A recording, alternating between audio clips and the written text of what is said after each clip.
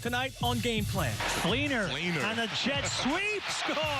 The Saints are in search of their first win with a familiar foe waiting for them in Week 3. We're just, waiting to break the seal, and I feel like it can be this week. I hope it's this week. We're breaking down the matchup and looking back on the saga of Stephon Anthony, the North Carolina native whose once promising potential has been extinguished by trade. Plus, we discuss the state of the Saints and give you a fantasy football sleeper that you can find in almost 99% of leagues. From Fox 8 Sports, this is Game Plan. Sponsored by your Southern Quality Ford dealer, built Ford tough. And the 2017 Nissan Titan with America's best bumper-to-bumper limited truck warranty. Nissan Titan, take on any job.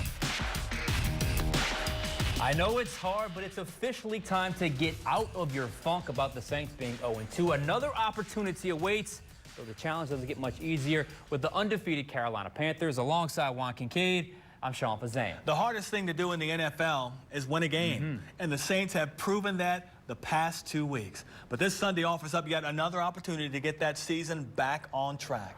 Hang in there. Listen, we believe. We believe in ourselves, and I hope that our fans believe in us too. I believe they do. Everything that I've heard from people has been very positive. We're doing our absolute best in regards to preparation to try to win the game during the week.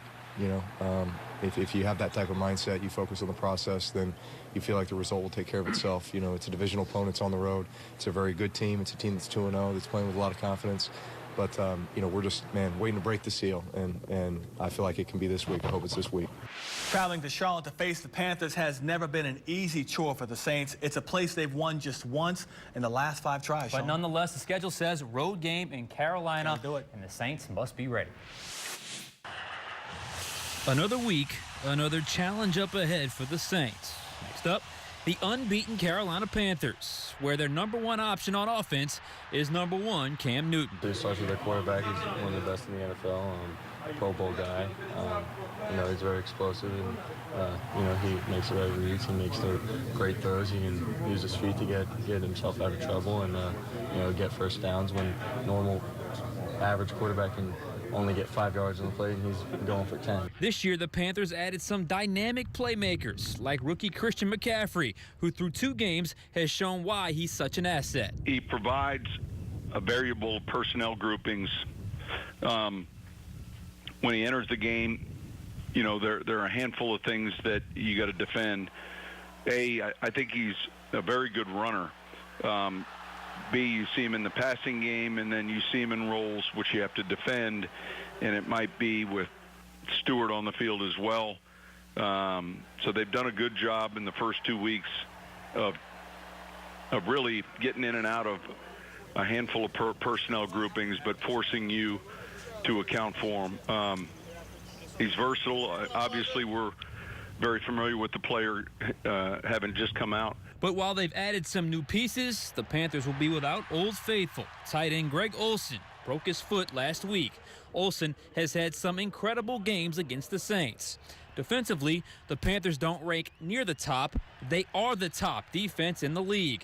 With players like Luke Kuechly, Thomas Davis, and Julius Peppers leading the way, they've allowed all of 6 points in 2 games. They look very good.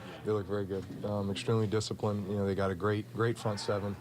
And, that have been together for a long time now. Obviously, those linebackers, and then, they rotate that D-line in and out. They got some really good pass rushers and run defenders.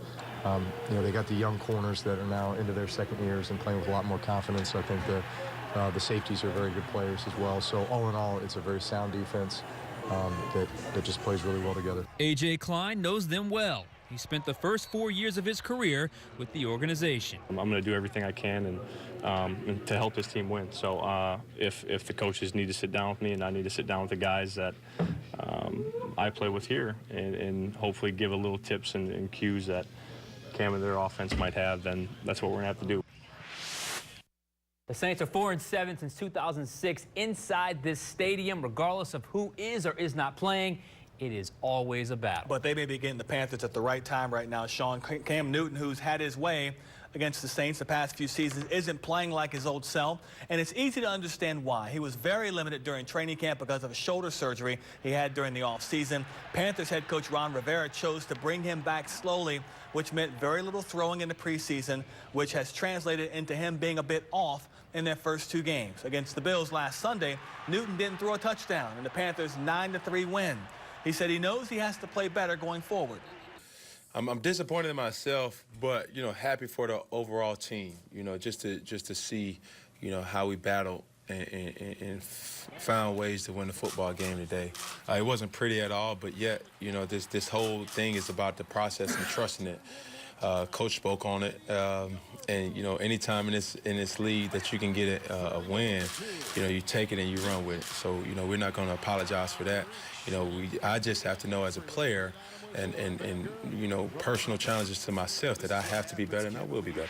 As rusty as he looked last week, Sean, his team still got the win, and that's what's most important. And look, they all count the same, but he will not have a security blanket this week. How will that affect him? Greg Olsen's a fantastic player. He's going to be out with a broken bone in his foot, suffered last weekend, and could miss the next 8 weeks. Olsen's always been a thorn in the Saints' defensive side, so without him in the lineup, it limits his options, which could be at least one advantage for the Saints defense finally. We'll see how it turns out. Still to come on Game Plan, I dove deep in the film lab to see the one matchup the Saints clearly won on Sunday against the Patriots and why it's important for the team's future.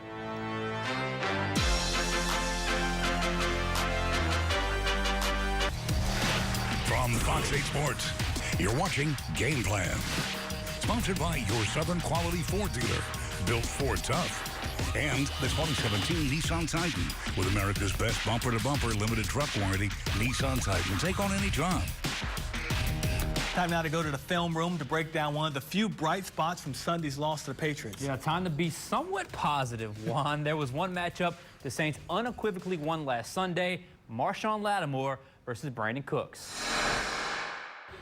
First and foremost, the Saints wanted to make sure Brandon Cooks would not beat them. Mission accomplished. Cooks finished with 2 catches for 37 yards. Marshawn Lattimore spent the vast majority of his day locked up with Cooks in man coverage, and it didn't take long for him to make an impact. On the game's 4th play, Lattimore was playing press and remained physical with Cooks through his in route and finds the ball to knock it away. On the Patriots' second offensive drive, it was Lattimore on Cooks in press coverage again. And once again, Lattimore stayed on Cooks' hip, recognized the route, and found the ball for the PBU. Lattimore didn't just man up Cooks. Here he is playing soft. The Saints are in a cover 2 scheme. In this coverage, Lattimore has short responsibility. When Cooks goes up the field, he doesn't give him a free release, which allows the safety to get in position. He then peels off and almost makes the interception off the tip pass. In fact, Cook's biggest play came on a running play, and it was one of the few mistakes Lattimore made. When Cooks went in motion, notice 23. He's late to recognize and follow Cooks late. Cooks then takes the handoff, and with no one on him, is able to rush for 13 yards. And as good as Lattimore has been so far this season, there's a concern that he won't be on the field this Sunday against Carolina. Wednesday and Thursday, Lattimore showed up on the team's injury report with a concussion, thus putting his availability for that game up in the air.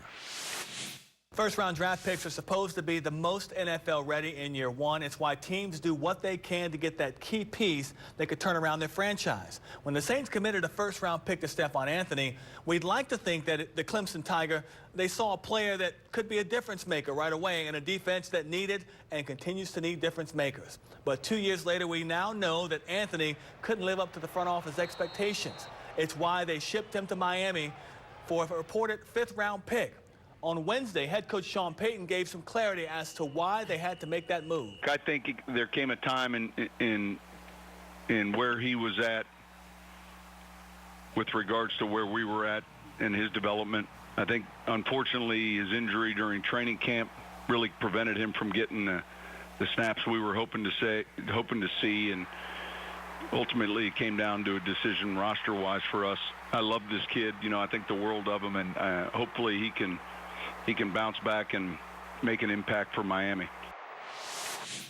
Anthony didn't play in the Saints' first 2 games as he dealt with a high ankle sprain, but it'll be interesting to see just how injured he really was when the Saints face him and the Dolphins 10 days from now in London. You know, he's got that game circled on his calendar. Still to come on Game Plan, as we said, the Saints parted ways with 1/2 of the Jimmy Graham trade. So what does the Stephon Anthony trade tell us about Saints player evaluations? We'll discuss with Josh Katzenstein of NOLA.com and the Times-Picayune next.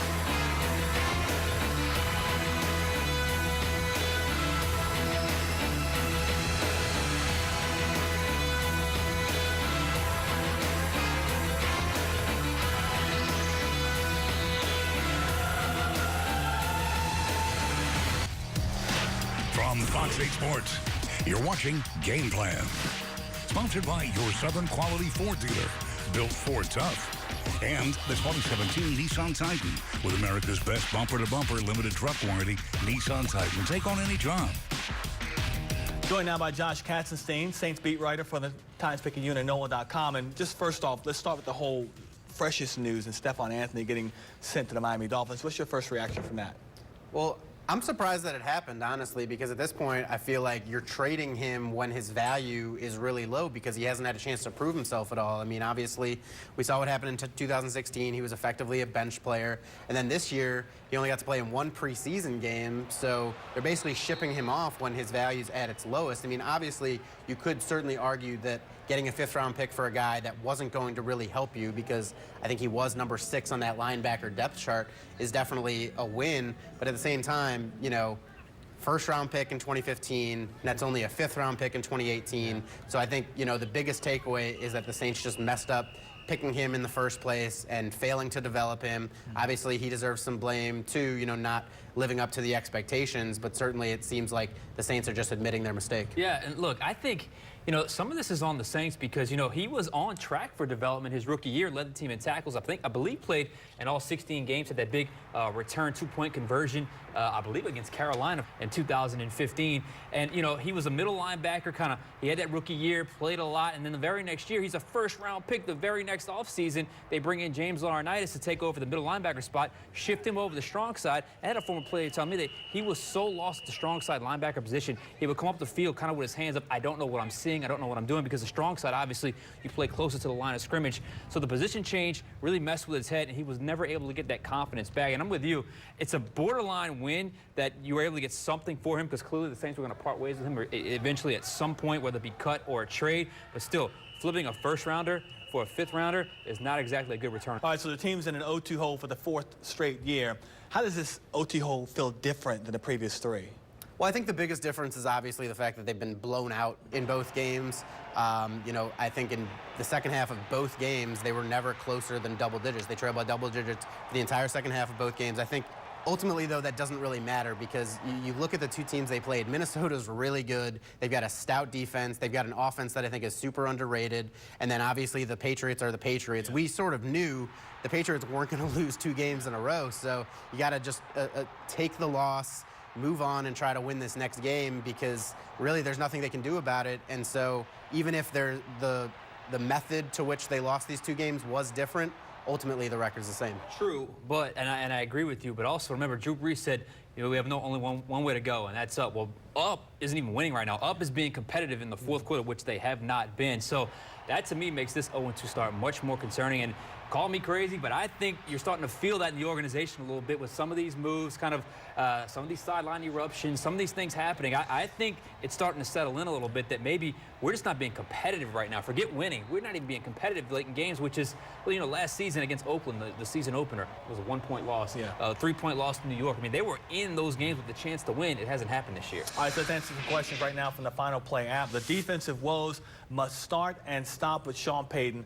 I think they do a bad job of matching players to schemes. He's saying right scheme, wrong players. It's a good question, because I thought Dennis Allen was completely outclassed in the Week 1 opener. He had some defensive calls that made absolutely no sense.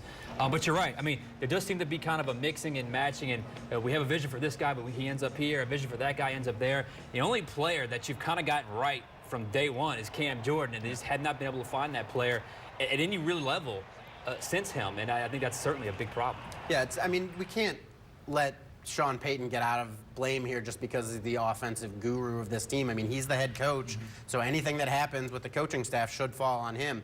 I did expect, like you, Sean, Dennis Allen to help this defense, you know, overcome a lot of the turnover, because, you know, he's got this aggressive scheme, and, you know, as long as you can create some pressure, it'll help take, you know, more pressure off the back end, you know, with all the young players they have back there. But ultimately, It's just not working right now. And I think probably the biggest issue is that they've had so much turnover, and I think that's where you give the blame to Mickey Loomis and Sean Payton, because when you enter a season with 7 new starters, and it seems like every year they have at least a handful of new starters, that takes those guys are just, they can't get on the same page as each other. It seems like the thought process in the off-season and training camp was the second year under Dennis Allen's system. It's going to be that much better, but it hasn't been that way. Another question for you, this from Danny in Metairie. He says, why not put Al-Qadim Muhammad into the game? He had 6 sacks in the preseason. Has he even played at all? He has seen a little bit of playing time, but when you base it what happened in the preseason, you want this guy to start. He was fantastic. Preseason is what it is. See, and I think I said something, not specific to Muhammad, but something along these lines about the preseason on the show a few weeks ago. You can't read into what's happening because, look, if you were just paying attention to the preseason, everyone would have thought the Saints defense was going to be incredible and the offense was going to stink. And so, obviously, that's proven not to be the case. The defense is playing just as bad, if not worse, as it had the previous few seasons. So why would you think that, if all those things were opposite, that Muhammad's somehow going to be able to, stay above the fray and produce the same way he did in the preseason? But isn't the argument, Sean, that, look, we can't get a pass rush right now. There. Why not Kadeem be in the game and give an opportunity? Right now, so I just give him a shot. I mean, he showed something in preseason, which, as we know, is not the regular season. We all relearn it every year, as Jim Henderson told us. But, I mean, he's a guy that, you can't get much worse. I mean, and even when the Saints try to blitz, Sam Bradford and Tom Brady were electric against the blitz. They welcome the blitz. So it's like you can't get your front 4 into the quarterback. When you blitz, the quarterback is beating you. So, it can't hurt at this point. You get another rotational guy in there. He was inactive week 2. I think he was active week 1. But I actually agree with the questioner. I think he should at least be healthy and active and ready to go on game day. See what he can do. All right, one more question for you. This from Robert Jones. He asked the question, do you think not having Willie Snead for the first 3 games hurts this Saints offense? I think it's without a doubt. Absolutely. They're 8 for 23 so far on 3rd down. Willie Snead was probably Drew Brees' most trusted target, especially on 3rd down. This was a guy who could almost always find an opening in zone defense. And I think when you don't have him, suddenly, you're just looking at worse targets, whether that's Brandon Coleman or Tommy Lee Lewis, and that's not taking anything away from them.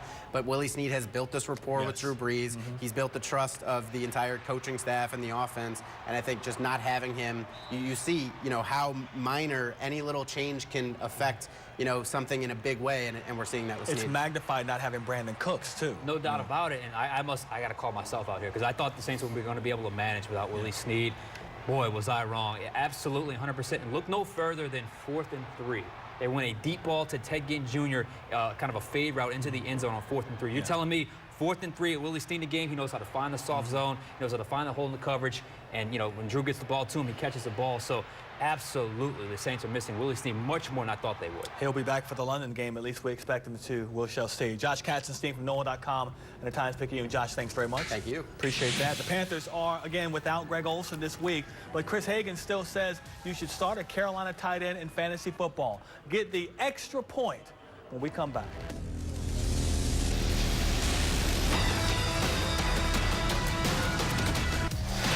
From Fox 8 Sports, you're watching Game Plan. Sponsored by your Southern Quality Ford dealer, built Ford tough. And the 2017 Nissan Titan with America's best bumper-to-bumper limited truck warranty, Nissan Titan. Take on any job. Time now for keys to the game as Cam Jordan gets set to line up across from Cam Newton for the 7th season. The 2011 draft mates have been in the league together. And you might think NFC South foes would figure out how to slow Jordan down, but they haven't been able to lately. His last 10 games, Sean, have produced 7 sacks, 4 pass defenses. All of this despite not having much of a pass rush on the opposite side of the defensive line. As we get closer to the weekend, decisions on who will and won't play will begin to reveal themselves, and that will have a major effect on your fantasy roster. That's right. It's all about getting your best team on the field every time, especially when it pertains to Sunday's Saints-Panthers game. Chris Hagan tackles that in this week's Extra Point. Lots of time. We're going to throw to a wide-open receiver at the 1. 2 weeks into the season, we're discovering a trend.